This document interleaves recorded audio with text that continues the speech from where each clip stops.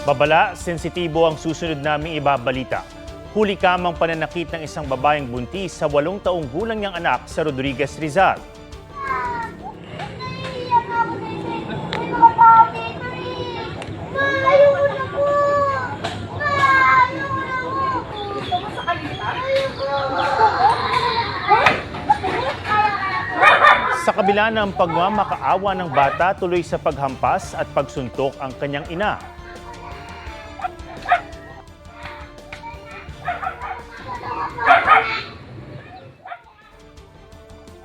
Dumating ang lola ng bata pero imbis na sumaklolo, 3 beses niyang pinalo ng tsinelas ang apo.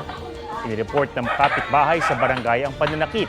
Depensa ng nanay ng bata, maghapong hindi umuwi ang anak matapos utusang bumili ng sigarilyo.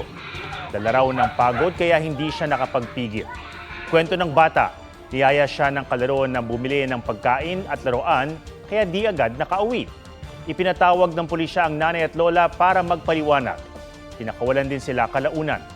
Ayon sa nanay, humingi na siya ng pasensya sa kanyang anak at kakasuhan siya ng paglabag sa Republic Act 7610 at physical abuse. Nasa pangangalaga na ng DSWD ang bata. Huwag magpahuli sa mga balitang dapat niyong malaman. Mag-subscribe na sa GMA Integrated News sa YouTube.